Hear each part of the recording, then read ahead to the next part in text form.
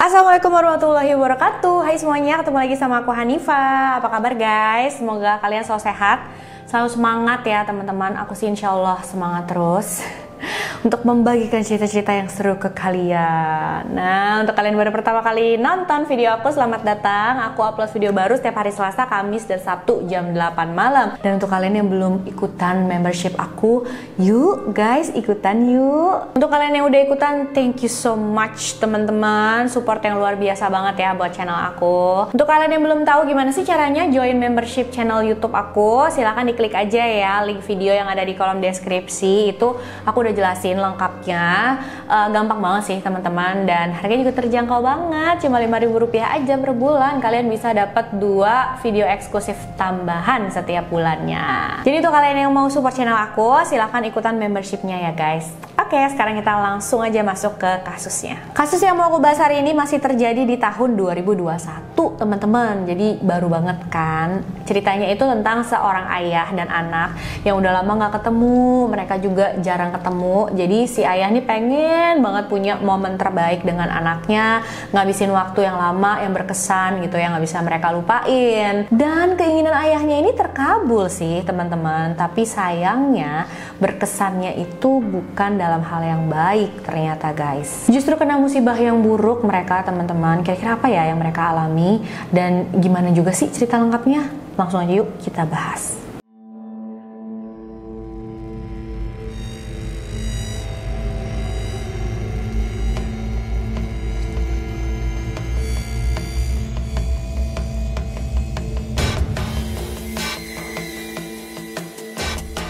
Jadi ada seorang anak perempuan berumur 11 tahun di Australia bernama Ruby Anderson. Nah, pada saat dia masih kecil banget, orang tuanya tuh bermasalah rumah tangganya, jadi harus bercerai nih teman-teman. Setelah itu Ruby ikut bersama ibunya. Karena itu ya dia jadi jarang banget ketemu sama ayah kandungnya yang bernama Glenn Anderson. Sang ayah, Glenn, dia merasa aduh, jarang ketemu sama anakku, nggak bisa ngabisin waktu bareng dia terus gitu ya.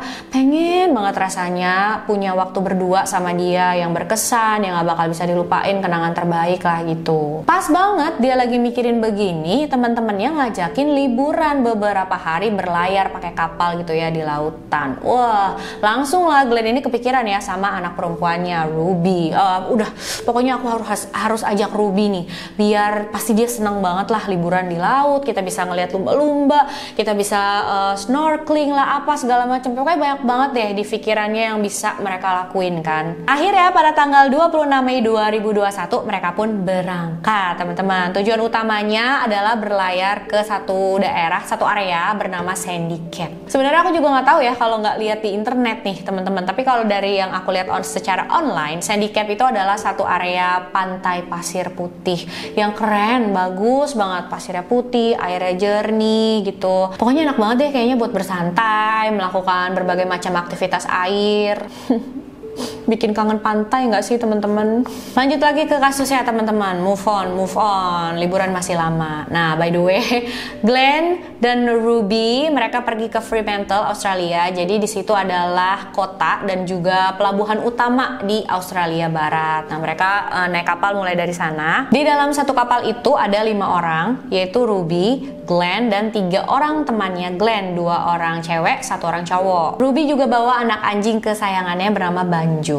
Pasti seneng banget ya mereka mau liburan, naik kapal ke laut, ke pantai. Wow. Hari pertama semua masih berjalan lancar. Mereka mengunjungi satu pulau yang masih berada di Australia Barat. Di sana mereka bisa ngeliat lumba-lumba dari dekat. Ruby juga seneng banget guys. Pemandangannya bagus, langitnya cerah. Mereka banyak ambil foto di sana. Tapi setelah 4 hari berlayar, suasana jadi mulai tegang nih teman-teman. Karena pada saat itu ombak di sana mulai besar teman-teman. Mereka berharap banget, ya ampun, mudah-mudahan ombaknya normal lagi, kayak biasa lagi. Tapi ternyata bukannya jadi normal, ombaknya malah semakin besar. Akhirnya mereka memutuskan untuk menepi dulu ke perairan yang lebih aman. Itu tepat di bagian utara yang bernama Teluk Jurien. Tapi pas matahari terbenam, ombaknya itu mulai besar lagi teman-teman. Dan kali ini diiringi sama gelombang dengan kecepatan angin 74 km per jam. Gelombangnya itu sekitar 4-5 meter tingginya. Aduh, Bayangin gak sih gelombang sebesar itu? Wus, pastinya bikin kapal mereka langsung terbalik guys. Dan untungnya pada saat itu semua orang yang ada di atas kapal pakai pelampung, jadi mereka nggak ada yang tenggelam, langsung mengambang tuh. Sayangnya saking kenceng hantaman gelombangnya itu, Ruby mengalami cedera, bagian kaki sebelah kirinya itu patah guys. Sedangkan Glenn dia juga mengalami cedera tapi nggak begitu parah di bagian jidatnya. Salah satu teman Glenn langsung cepet-cepet mengaktifkan sinyal bantuan darurat yang bernama EPIRB, itu kepanjangannya Emergency Position Indicating Radio Beacon. Jadi ini adalah satu perangkat khusus yang dibuat memang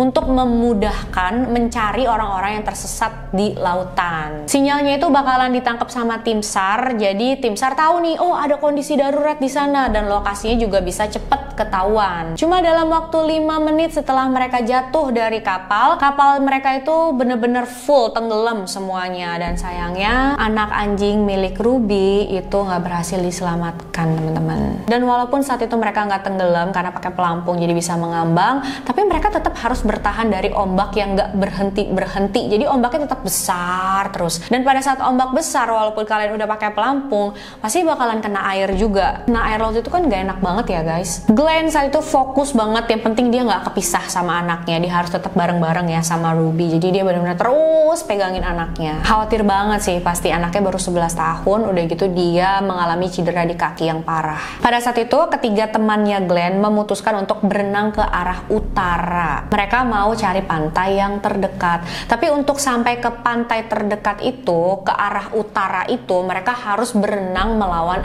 arus teman-teman. Dan saat itu Glenn berpikir, aduh, gimana ya, Ruby juga cedera kakinya. Dia kalau misalkan mau berenang melawan arus kayak gitu pasti ya susah banget kan ya teman-teman. Dia berpikir, aduh jangan-jangan nanti malah ngebahayain, aku nggak kuat megang Ruby, malahan kita jadi terpisah, dia kenapa-napa segala macam. Akhirnya Glenn memutuskan untuk berpencar dengan ketiga temannya itu. Glenn cari pantai lain dan dia berenang ke arah timur, sedangkan ketiga temannya itu ke arah utara. Sialnya ya teman-teman, ini parah sih, kasihan banget. Pada saat Glenn udah berenang lumayan jauh dan teman-temannya juga udah berenang ke utara gitu ya, mereka udah berpencar, Glenn ini baru sadar, aduh, oh iya itu kan tadi sinyal daruratnya dinyalain ke utara. Jadi kemungkinan besar tim penyelamat ya bakalan ke utara sesuai sinyal. Cuma karena emang udah terlanjur kepisah, akhirnya Glenn meneruskan perjalanan. Mereka berdua tuh berenang sejauh 5 km.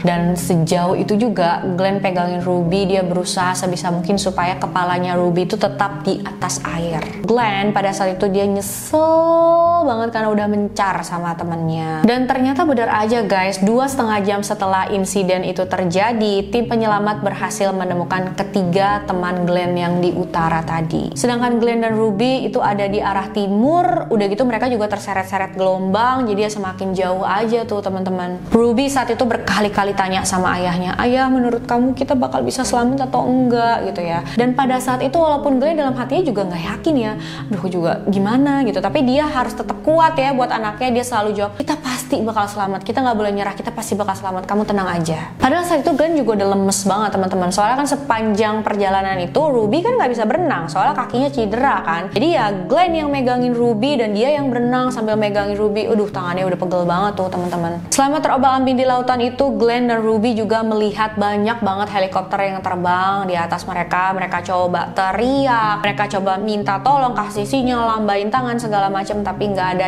satupun dari helikopter itu yang melihat mereka ataupun mendengar mereka. Katanya itu ada sekitar 10-15 helikopter tuh bisa jadi gitu yang lewat di atas kepala mereka. Aduh, bayangin gak sih nyeseknya, gregetannya kayak apa gitu ya. Yang kondisinya paling parah itu Ruby nih teman-teman, karena jari-jarinya aja tuh sudah membiru, dia kena hipotermia parah. Kakinya juga udah biru, untuk melek, untuk ngomong aja tuh udah susah. Tapi Glenn selalu bisikin ke anaknya, tenang aja ya, kita pasti berhasil selamat, kita pasti bisa selamat. Dan kayaknya bener banget nih teman-teman kalau dibilang omongan itu adalah doa. Karena setelah Glenn ngomong gitu terus ya sama anaknya, akhirnya setelah 4 jam mereka terdampar, terombang-ambing di lautan itu, mereka berhasil ditemukan, teman-teman. Gimana caranya? Pencariannya Glenn dan Ruby ini kan dibantu sama kapal penyelam dan juga kapal Departemen Perikanan ya, teman-teman. Nah, pada saat lagi mau mulai mencari, salah satu penumpang di kapal Departemen Perikanan tuh ada yang mabuk laut. Karena itu mereka mutusin untuk berhenti melakukan pencarian. Nah, lokasi mereka saat itu ada di Teluk Jurien. Terus nahkodanya memutar kapal ke arah timur karena dipikir di sana ada pantai terdekat tuh, teman-teman. Tapi ternyata secara nggak sengaja salah satu penumpang melihat ada sesuatu yang aneh gitu dari kejauhan sekitar 200 meter. Karena penasaran disambarin lah sama mereka dan ternyata itu adalah Glenn dan Ruby. Mereka ditemukan dalam kondisi yang nggak begitu baik, nggak baik sama sekali malahan ya guys. Ruby saat itu hampir udah nggak bisa ngomong sama sekali, bahkan ditanya namanya siapa aja dia udah nggak bisa bicara. Para medis bilang mereka sampai nggak bisa ngecek suhu tubuhnya Ruby dari jari-jari tangannya karena benar-benar udah nggak ada aliran darah lagi gitu di sana. Ruby dan Glenn langsung dibawalah tuh ke rumah sakit pakai helikopter. Ruby dikirim ke rumah sakit khusus anak-anak. Ruby harus pakai kursi roda untuk sementara waktu, tapi akhirnya dia benar-benar pulih tuh, teman-teman. Dan Glenn seperti yang aku bilang tadi, dia cuma mengalami sedikit cedera aja di bagian jidatnya. Salah satu tim penyelamat tuh bahkan bilang kalau ini adalah keajaiban, teman-teman. Soalnya kenapa? Kan saat itu di laut gelombangnya lagi gede banget ya. Terus Glenn ini membawa Ruby menopang anaknya berenang sejauh 9,2 km. Jadi ya sebenarnya nggak masuk akal banget sih mereka bisa selamat. Glenn bilang dia bersyukur dan bahagia banget pada saat melihat akhirnya ada kapal yang datang menghampiri mereka. Dia lega karena berhasil menjaga anaknya tetap hidup. Ternyata mabuk laut itu ada untungnya juga ya, teman-teman. Kalau tadi penumpang di kapal Departemen Perikanan nggak mabuk laut, itu tetap melakukan pencarian ke arah utara sana ya mereka, dan nggak bakal ketemu tuh Ruby dan Glenn. Gimana menurut kalian tentang cerita ini, teman-teman? Kayaknya memang kalau kita lagi tersesat yang paling penting tuh tetap bareng-bareng ya, jangan sampai mencar. Tapi untuk Glenn pasti kita semua bisa ngerti ya, teman-teman. Dalam pikirannya tuh dia melakukan yang terbaik untuk anaknya, dia nggak mau membahayakan anaknya, makanya dia memilih untuk berenang ke timur tadi. Mereka dapat sih ya momen yang nggak bakal bisa dilupain, seburuk apapun itu, tapi kan akhirnya mereka bisa selamat. Dan Ruby, dia bisa tahu gitu sebesar apa cinta ayahnya untuk dia gitu, sampai berkorban sebegitunya. Karena seorang ayah itu kan cinta pertama anak perempuan ya, teman-teman. Iya nggak sih guys? Kalau aku pribadi kan memang dari umur 18 tahun ibuku tuh udah nggak ada, jadi tinggal aku, adikku, dan ayah aja. Aku lumayan deket banget lah sama ayah. Dan bener sih teman-teman, ayah itu adalah cinta pertama anak perempuannya. Bisa melewati masa sulit bareng-bareng itu benar-benar momen yang berkesan banget dan gak bakal dilupain lah. Udahlah malah jadi ngelantur kemana-mana ya teman-teman, mohon maaf ya. Jangan lupa komen apa pendapat kalian tentang kisah ini. Makasih banyak udah nonton videonya sampai akhir. Jangan lupa like juga kalau kalian suka video ini, cerita-cerita seperti ini. Subscribe dan share video ini sebanyak-banyaknya. Untuk kalian yang mau request juga boleh ya, silahkan kirim DM ke Instagram aku, HanifaStory92. Sampai jumpa di video selanjutnya guys, bye bye.